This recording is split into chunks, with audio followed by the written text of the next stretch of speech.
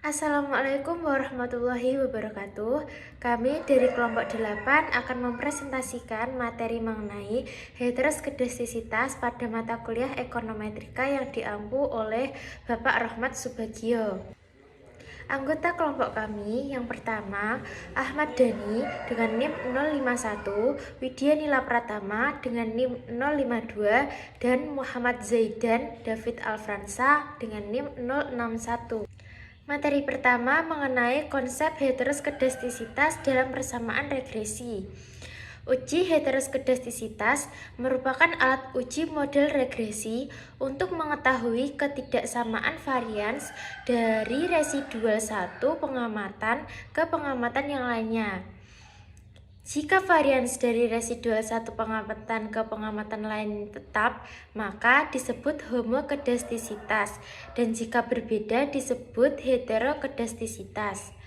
Model regresi yang baik adalah yang homokedastisitas atau tidak terjadi masalah heterokedastisitas. Menurut Ghazali tahun 2013, uji heteroskedastisitas bertujuan untuk mengetahui apakah dalam model regresi terjadi ketidaksamaan varian dari suatu residual pengamatan ke pengamatan lain. Masalah heteroskedastisitas umum terjadi pada data silang atau cross-section daripada data runtut waktu atau time series. Hal ini dikarenakan data silang biasanya berhubungan dengan anggota populasi pada suatu waktu tertentu seperti konsumen, individual, perusahaan, industri, atau subdivisi seperti negara, kota, dan lain-lain. Anggota populasi ini memiliki perbedaan dalam ukuran seperti perusahaan kecil, menengah, atau besar dengan income rendah, medium, dan tinggi. Sementara pada data runtut waktu, variabel cenderung urutan besaran yang sama oleh karena data dikumpulkan pada entitas yang sama selama periode waktu tertentu. Cara pendeteksian heteroskedastisitas. Ada dua cara untuk mendeteksi ada tidaknya heteroskedastisitas, yaitu dengan metode grafik dan metode uji statistik. Yang pertama adalah metode grafik. Metode ini dilakukan dengan melihat grafik plot antara nilai prediksi variabel dependen yaitu z-pred dengan residualnya z-resid. Deteksi ada tidaknya heteroskedastisitas dapat dilakukan dengan melihat ada tidaknya pola tertentu pada grafik scatter plot antara spreadsheet dan z-pred. Dasar analisis dari metode ini, jika pada grafik scatter plot terlihat titik-titik yang membentuk pola tertentu yang teratur, misalnya bergelombang, melebar, kemudian menyempit, maka dapat disimpulkan telah terjadi masalah heteroskedastisitas. Yang kedua, jika pada grafik scatter plot titik-titik menyebar di atas dan di bawah angka 0 pada sumbu Y serta tidak membentuk pola tertentu yang teratur, misalnya gelombang, melebar, kemudian menyempit, maka dapat disimpulkan tidak terjadi masalah heteroskedastisitas. Langkah analisisnya, yang pertama, pilih menu Analyze, Regression, dan Linear. Yang kedua, masukkan variabel Y ke dependen dan variabel X ke independen, kemudian klik plot. Pada kotak linear regression, plot masukkan z-resid ke Y dan z-pred ke X. Yang keempat, klik continue lalu OK, dan akan menghasilkan hasil output SPSS. Gambar output dari gambar grafik scatter plot di atas tampak bahwa titik-titik menyebar dan tidak membentuk pola tertentu. Dengan demikian dapat disimpulkan bahwa tidak terjadi heteroskedastisitas. Selanjutnya adalah metode uji statistik. Ada beberapa uji statistik yang dapat digunakan untuk mendeteksi ada tidaknya heteroskedastisitas, yaitu antara lain, yang pertama adalah uji Gleitzer. Uji Gleitzer dilakukan dengan cara meregresikan antara variabel independen dengan nilai absolut residualnya. Dasar pengambilan keputusannya menggunakan uji Gleitzer sebagai berikut. Jika nilai signifikansi lebih dari 0,05, maka tidak terjadi gejala heteroskedastisitas dalam model regresi. Jika nilai signifikansi kurang dari 0,05, maka terjadi gejala heteroskedastisitas. Untuk langkah analisisnya, yang pertama, klik analyze, regression, dan linear. Kemudian, masukkan variabel Y ke dependen dan X ke independen. Kemudian klik save. Yang ketiga, pada kotak dialog linear regression, save, beri tanda centang pada unstandarized, kemudian klik continue dan OK, seperti pada gambar. Langkah keempat yaitu pada data view akan muncul variabel baru dengan nama res_1. Yang kelima, variabel baru res_1 akan digunakan untuk membuat variabel ups_res. Klik transform dan compute variabel. Pada kotak compute variabel, berikan nama pada target variabel. Ketik ups_res dan pada kotak numeric expression ketik ups_res_1 lalu klik OK. Yang ketujuh, pada data view akan muncul variabel baru dengan nama ups_res. Yang kedelapan, variabel baru ups_res akan digunakan untuk uji Gleiser, analyze, lalu regression dan linear. Yang kesembilan, masukkan variabel ups_res ke dependen dan variabel X ke independen, kemudian klik save. Langkah yang terakhir, pada kotak dialog linear regression, save, hilangkan tanda centang pada unstandarized, kemudian klik continue dan OK.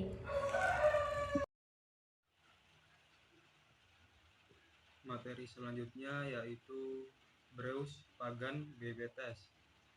Langkah analis yang pertama, buka output model regresi Anda lalu pilih menu view seperti pada gambar berikut.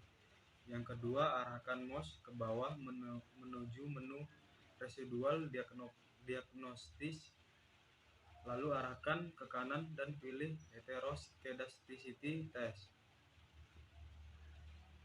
Yang ketiga, pastikan Anda memilih Breuss-Pagan Godfrey test yang aktif berwarna biru.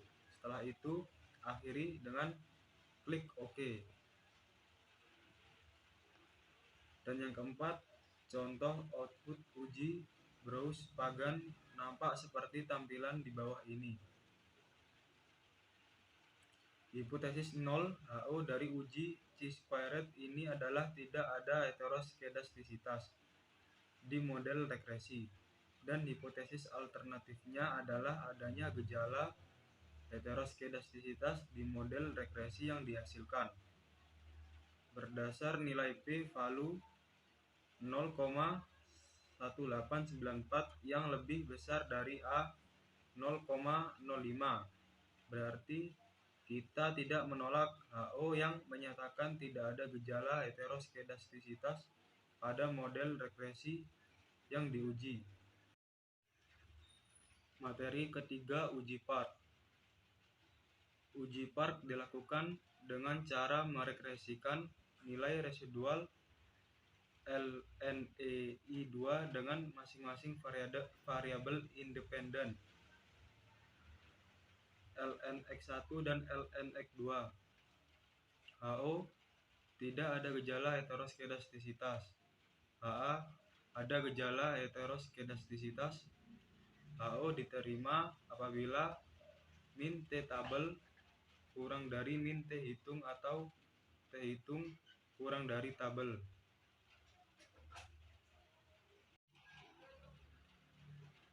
Langkah analis. 1. Klik menu analis regression linear. Kemudian masukkan variabel independen dan masukkan variabel dependen.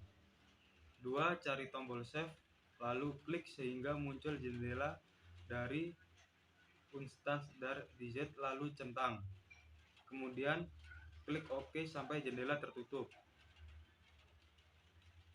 3. Abaikan output dan lihat ada satu variabel baru bernama res strip 1. 4.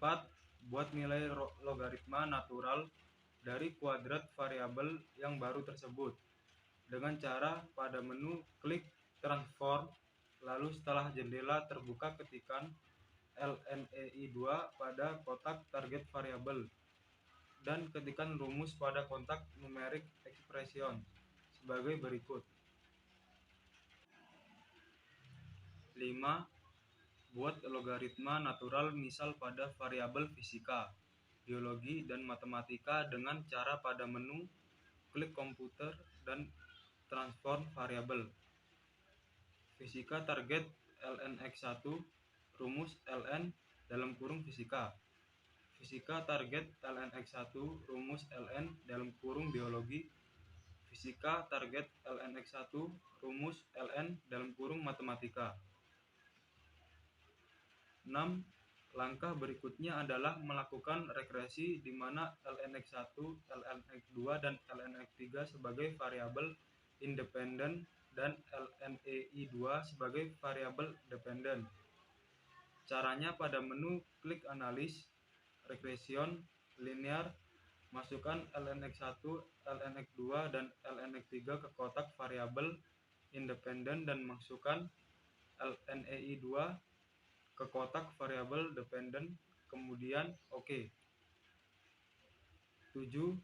Hasil output yang ada di dalam gambar tersebut. Dari ketiga regresi di atas, lihat masing-masing nilai T dan bandingkan dengan T tabel pada dfn-2, yaitu dalam hal ini T pada df28 dan batas kritis 0,05 2 sisi. Semuanya nilai T hitung kurang dari T tabel, maka tidak ada gejala heteroskedastisitas sama dengan dalam kurung 1,247, kurang 1,582 dan 1,683. Cara lain membaca kesimpulan pada uji praktik ini dalam SPSS adalah dengan melihat nilai P value, yaitu pada kolom SIG. Apabila nilai SIG kurang dari 0,05 maka tidak ada gejala heteroskedastisitas. 4. Uji White. Pada dasarnya, uji White mirip dengan kedua uji Park dan Glasser. Menurut White, uji ini dapat dilakukan dengan meregresi dual kuadrat dengan variabel independen, variabel independen kuadrat, dan perkalian antar variabel independen. 5. Uji Spearman Rank Correlation. Prinsip korelasi ring Spearman adalah mengkorelasikan variabel independen dengan nilai residual unstandardized. Pengujian yang dipakai menggunakan tingkat signifikansi sebesar 0,05 dengan uji dua arah. Dasar pengambilan keputusan menggunakan uji rank Spearman sebagai berikut. 1. Jika nilai signifikansi kurang dari 0,05 maka tidak terjadi gejala heteroskedastisitas dalam mode regresi. 2. Jika nilai signifikansi kurang dari 0,05 maka terjadi gejala heteroskedastisitas. Langkah analis. Yang pertama, analis, kemudian regression, kemudian linear. Yang kedua, masukkan variabel Y ke dependen dan X ke independen, kemudian klik save. 3. Pada kotak dialog linear regression save, beri tanda centang angka Romawi 5 unstandardized pada residual, kemudian klik continue, terus OK. 4. Pada data view akan muncul variabel baru dengan nama res strip 1. 5. Variabel baru res strip 1 akan digunakan untuk uji rank Spearman, analis, kemudian korelat, kemudian bivariat. 6. Pada kolom bivariate correlation, masukkan semua variabel independen dan unstandardized residual ke kolom variabel. Hilangkan tanda centang pada bagian Pearson dan berikan tanda centang pada Spearman. Terus pencet OK. Selanjutnya adalah cara mengatasi gejala heteroskedastisitas. Yang pertama dengan cara transformasi data. Cara yang pertama adalah dengan menggunakan transformasi data, yaitu dengan mengubah bentuk data yang digunakan dalam model regresi. Transformasi yang sering atau direkomendasikan untuk cara mengatasi heteroskedastisitas dengan transformasi adalah transformasi inverse, logaritma natural, dan transformasi logaritma natural.